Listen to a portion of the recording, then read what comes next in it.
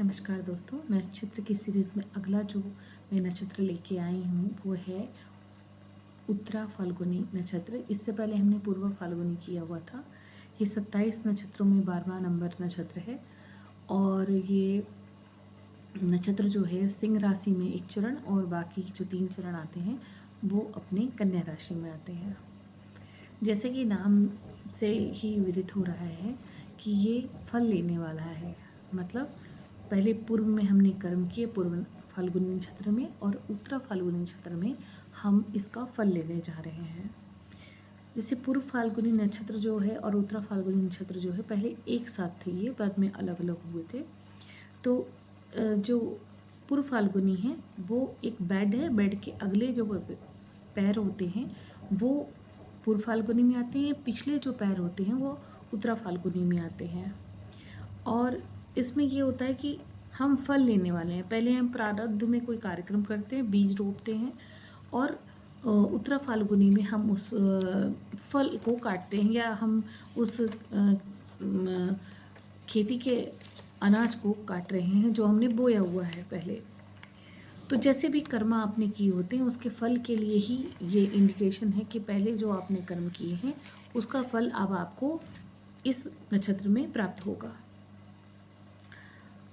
इसमें जो देवता होते हैं वो आर्यमन देवता होते हैं। जैसे 12 महीने होते हैं उसी तरह 12 सूर्य भी माने जाते हैं, 12 आदित्य कहते हैं इनको। ये कश्यप ऋषि और जो अदिति माता हैं उनके पुत्र कहलाते हैं, 12 पुत्र। उनमें से एक आर्यमन देवता होते हैं। कई जगह आर्या भी कहते हैं इसे, जैसी मान्यता हो जिस इलाके की। तो ये ज़्यादातर जो ये माना जाता है मंथ में, वो माना जाता है वैशाख मंथ में, जो देसी महीने कहे जाते हैं उसको। तो ये जो इनका जो एट्रीब्यूट होता है वो बहुत ही अच्छा होता है, पवित्र होता है, जिम्मेदारियां लेने वाला होता है। तो जो एक बार जो है जो हमारे मृत्यु के देवता हैं उनको शूद्र योनि का श्राप लगा था, तो उन्होंने आर्यमन को बुला करके उन्हें ये सौंपा, जिम्मेदारी सौंपी कि आप आइए और मेरा कार्यभार संभालिए और जीवन मृत्यु के जो चल रहे हैं चरण, जिस तरह से जो लिखा जोखा रखा जाता है वो आप रखिए अपने पास।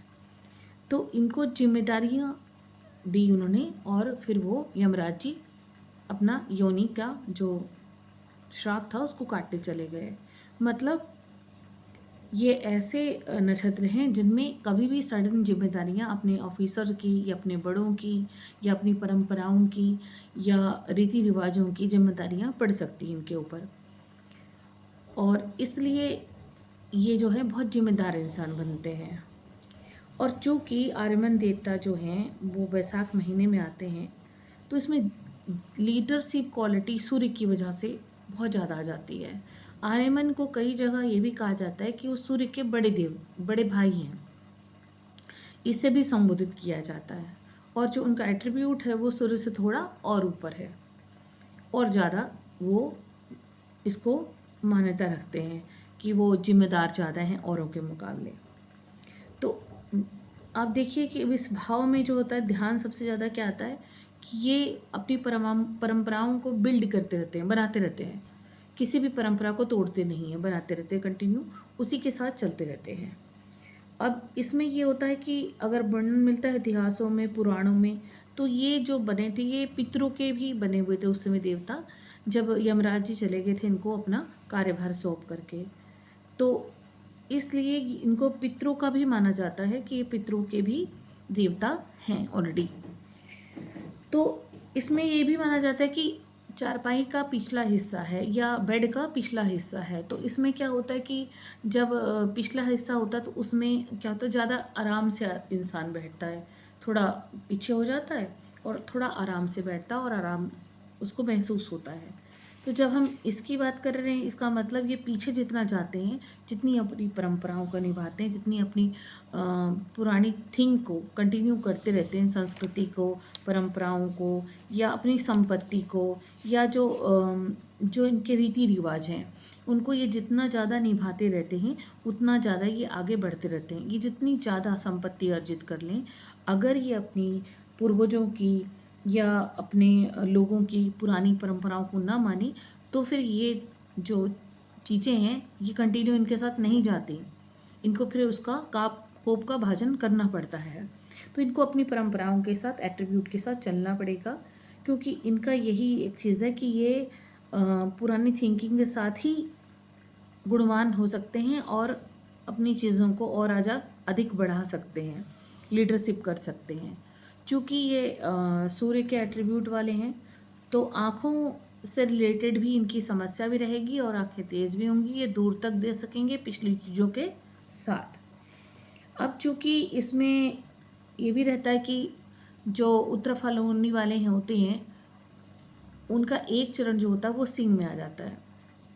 तो जब सिंह में आता है तो इसमें सूर्य के भी लक्षण आ जाते हैं, राजाओं वाला वैभव आ जाता है, कीर्ति आ जाती है और एक तरह से कहते विशेषताएं आ जाती हैं। राजा क्या करता है, अपनी पुरानी परंपराओं को निभाता है और इन परंपराओं के साथ वो लोक कल्याण हित की बातें भी करता है, कार्य भी करता है और उसको पैनी तीखी नज़र रखनी पड़ती है ताकि वो सही चीज़ें कर सके। उसे ये भी ध्यान रखना पड़ता है कि अपने परिवार का ध्यान रखना पड़ता है, अपने कुल का ध्यान रखना पड़ता है, कुल परंपराओं का ध्यान रखना पड़ता है। साथ में उसको उनके लिए कुछ क्रिएशन करना पड़ता है। हम छोटी सी चीज़ों से समझते हैं कि जैसे एक व्यक्ति है और इसी नक्षत्र का है, तो उसे अपना घर बनाना है, अपने बीवी बाल बच्चों का पोषण करना है, माँ बाप को भी लेकर चलना है, पुरानी चीज़ों को भी लेकर चलना है, पुरानी जो थिंग्स होती हैं। तो इन सब चीज़ों के साथ उसे चार दीवारी बनानी है और आकाश भी बनाना है। मतलब उसे जो जीवन के प्रक्रियाएं हैं उनका काम तो करते जाना ही है, चाहे वो कितनी नई पीढ़ी आती जाए, लेकिन साथ साथ में ही उसे अपने पितरों का, अपने देवताओं का, अपने कुल का, अपने कुल देवता का और जो संस्कृति है उनकी, उसके साथ उनको जुड़ के ही चलना, अलग होके नहीं चलना है। तो ही वो तरक्की कर सकते हैं, तो ही उनका विकास हो सकता है। इसके अलावा अगर हम बात करते हैं परंपराओं को लेकर, तो हमने कई बार उल्लेख देखा महाभारत में कि जब अर्जुन, पांडव वगैरह अपना विस्तार कर रहे थे तो उन्होंने कई अनगिनत विवाह भी किए थे और कई ये मैत्री विवाह होते थे, राजनीतिक विवाह होते थे।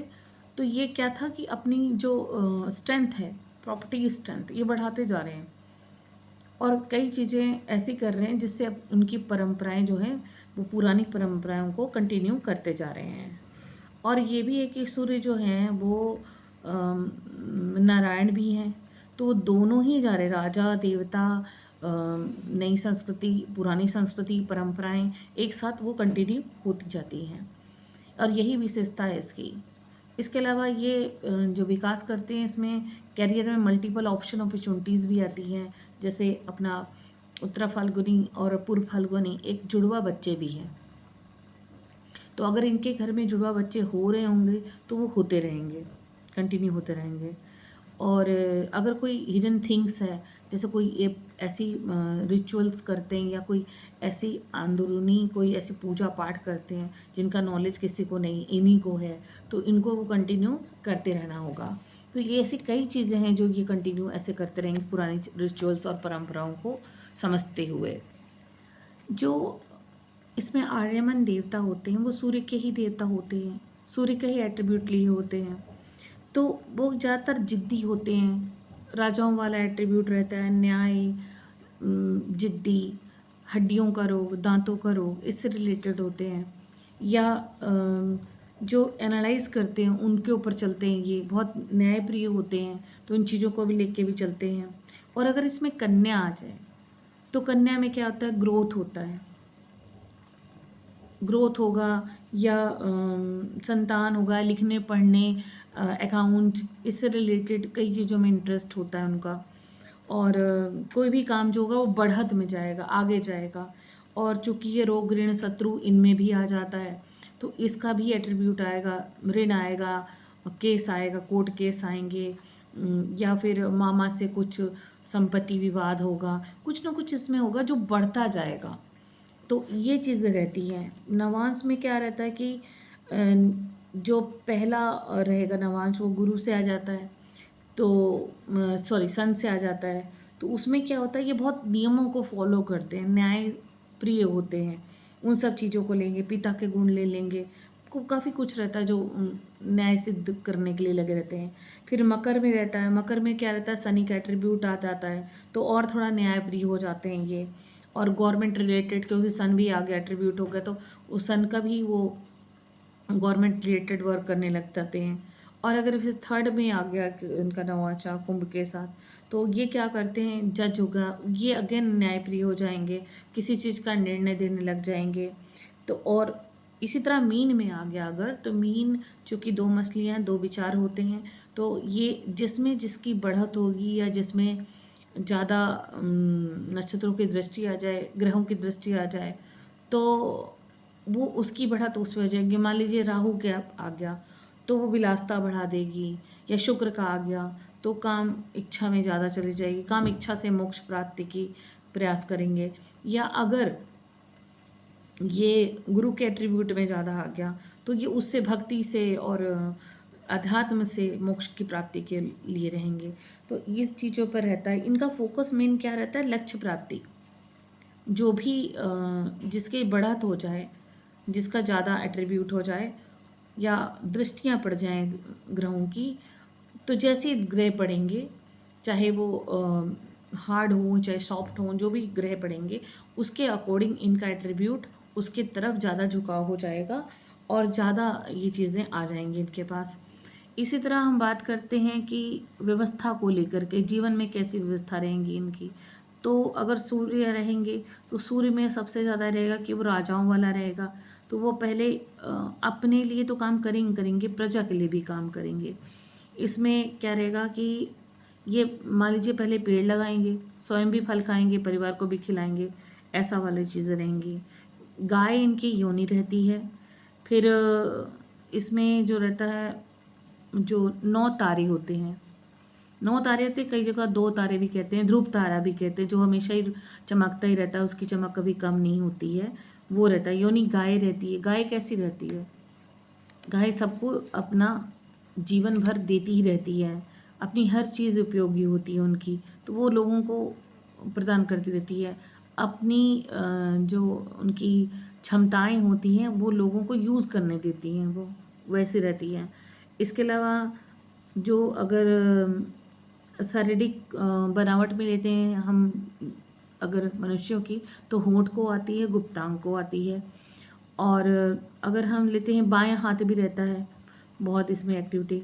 गुण जो होता है राजसिक होता है इनका, राजाओं जैसा व्यवहार होता है, दिल बड़ा होता है, लेकिन क्रोधी भी होते हैं क्योंकि उन्हें न्याय पसंद है। और इसके अलावा मनुष्य गुण भी आता है, तो लेकिन मनुष्य गुण में ये भी आता था कि दोनों ही तत्व आते हैं, देवत्व भी आता है और राक्षस तत्व भी आता है। तो इसमें ये होता है कि आप किसकी संगति ज़्यादा कर रहे हैं, देवत्व की कर रहे हैं या राक्षस की कर रहे हैं। तो दोनों में से जिसकी ज़्यादा रहेगी बढ़त, उसी के अनुसार ही जो व्यक्ति हैं वो अपना स्वामित्व दिखा पाएंगे, अपना व्यक्तित्व दिखा पाएंगे, ये चीज़ रहेंगी। इसके अलावा इनका चूँकि सूर्य है, आत्मा है, तो ये गवर्नमेंट से रिलेटेड थिंक होगी सबसे ज़्यादा। तो गवर्नमेंट का जो एट्रीब्यूट होता है वो सरकारी तंत्र होता है, तो चाहे न्यायालय में हो, चाहे गवर्नमेंट में हो, चाहे बैंक में हो, चाहे ये प्यून हो, चाहे ये राज्यसभा में हो, चाहे ये सेक्रेटरी हों, चाहे ये क्लर्क हों, और चाहे ये कोई किसी जगह के अकाउंट डिपार्टमेंट की जिम्मेदारियां संभाली हों, किसी की भी संभाली हों, लेकिन ये रहेगा कि ये वहाँ पर धोखा नहीं देते। सन के एट्रीब्यूट से एक चीज़ रहती है कि धोखा नहीं देते, हाँ इल्ज़ाम लग सकते हैं, धोखा नहीं देते।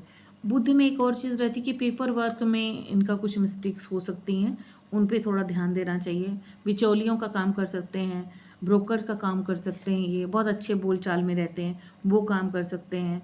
इसके अलावा लेखा जोखा रखना हो, अकाउंट डिपार्टमेंट हो, बैंक हो, एजेंट हो, LIC हो, मीडिया हो, टीवी हो, ये मीडिया टीवी का सबसे अच्छा काम कर सकते हैं, क्योंकि इनकी शारीरिक सुंदरता, बनावट और हाव भाव, भाव भंगिमा सारी वैसी रहती हैं जैसे कलाकारों की रहती हैं। अच्छे लेखक होते हैं, कविताकार होते हैं, स्टोरी मेकर अच्छे होते हैं, अच्छे एक्टर हो सकते हैं, और सलाहकार बहुत अच्छे हो सकते हैं। ये थोड़ा संभल कर चलना चाहिए, क्योंकि अगर आपकी सुंदरता है तो बौद्धिकता भी होनी चाहिए ताकि आप किसी से ठगे ना जाएं। एकांत प्रिय होते हैं, धर्म निष्ठा रखी होती है इन्होंने। इसके अलावा कला प्रेमी होते हैं, पेंटर बहुत अच्छे होते हैं, ड्राइंग बहुत अच्छी बनाते हैं, संगीतकार बहुत अच्छे होते हैं, गीतकार अच्छे होते हैं, गायक बहुत अच्छे होते हैं, क्योंकि बुध की जो एट्रीब्यूट है वो ज़्यादातर इन्हीं चीज़ों को लेकर के है। और 6 हाउस उनको बढ़ाता है, तो वो भी एक अच्छी चीज़ है इसमें। और इसके अलावा चूँकि सन का इसमें एट्रीब्यूट रहता है, तो इनको हृदय से संबंधित समस्या हो सकती है, उच्च रक्तचाप होता है, तब बीपी जिसको कहते हैं वो हो सकता है। इसके अलावा ये किसी के लिए अनिष्टकारी नहीं होते हैं। और ये सबसे ज़्यादा जो बुध और मिथुन की एट्रीब्यूट होती है, तो ज़्यादातर उसमें बुद्धि देवता होते हैं। सॉरी, मिथुन और कन्या के एट्रीब्यूट होते हैं, इसमें बुद्धि देवता होते हैं। तो बुद्धि से रिलेटेड ज़्यादा काम करने चाहिए। इनके रोग भी ज़्यादा हो सकते हैं, अमाशय को लेकर हो सकते हैं, या गले का हो सकता है रोग इनको कोई, या ये जो नक्षत्र होता है बुध का होता है, तो ज़्यादातर बुध और सन मिल जाएं तो ये ज़्यादातर बैंक में होते हैं, जो वाणिज्य अपना पूरा संभाल के रखते हैं उसमें होते हैं। तो ये जो हम बात कर रहे हैं इसमें, तो ये सूर्य नारायण आत्मा और परमात्मा का मिलन है, ये भी कह सकते हैं आप इसको लेकर के। और अगर चरणों की बात करते हैं, तो जो चरण बुध में है, सूर्य में है, तो उसमें सूर्य की क्वालिटीज़ आ जाएंगी। और जो चरण कहते हैं शनि में आ जाते हैं, शनि के साथ आते हैं, वो अलग आ जाते हैं, एट्रीब्यूट ले लेते हैं। तो इन सब के अकॉर्डिंग उसका जो प्रभाव है पड़ता रहता है, जैसे नवांशा में प्रभाव पड़ता है वैसे अपने एट्रीब्यूट ये दिखाते रहते हैं। तो ये भी। और इसके अलावा ये जो है मीन के साथ जुड़ जाएं तो गुरु वाले एट्रीब्यूट ले लेते हैं, तब ये समुद्री काम बहुत ज़्यादा करेंगे, सुखों के पीछे भागेंगे। तो ऐसे कई चीज़ें होती हैं जो डिटेलिंग में आती है, उसके लिए मैं अलग से सीरीज़ लेके आऊँगी आपको बताने के लिए। शॉर्ट इसलिए रखा है कि वीडियो बहुत लंबा हो जाता है, और कोशिश करती हूँ कि मैं अपनी सरल भाषा में आपको ये चीज़ें बता पाऊँ। फिर भी कोई त्रुटि रह गई हो, कोई मिस्टेक रह गया हो, तो कमेंट सेक्शन में आप ज़रूर लिखिएगा और मुझे प्रोत्साहित ज़रूर कीजिएगा, ताकि मैं प्रयास करती रहूँ। बहुत खोज कर लाती हूँ ये सब चीज़ें मैं भी, कईयों ने प्रयास किए थे मेरी तरह, मैं भी प्रयास कर रही हूँ। आशा करती हूँ कि नैतिकता देखते हुए आप मुझे लाइक और शेयर और सब्सक्राइब ज़रूर करेंगे। मेरा इससे हौसला बहुत बढ़ता है, और मुझे अच्छा लगता है कि मैं इस चीज़ में सरलता से चीज़ों को ला रही हूँ, क्योंकि जब मैं सीख रही थी तो वो मुझे भी काफ़ी कठिनाई आ रही थी इसमें समझने में, क्योंकि हमारे पास इतने ग्रंथ हैं, इतने उपनिषद हैं, इतनी चीज़ें हैं कि उनको सरलता से समझने के लिए बहुत गुण व्यक्ति की आवश्यकता पड़ती है। और मैंने भी अपने कई टाइम लगाया इसको समझने में, ताकि मैं आसानी से आप तक ये चीज़ें पहुंचा सकूं। आशा करती हूँ कि आपको ये चीज़ें अच्छी लगी होंगी, पसंद आई होंगी। और आज के लिए इतना ही। नमस्कार, राधे राधे।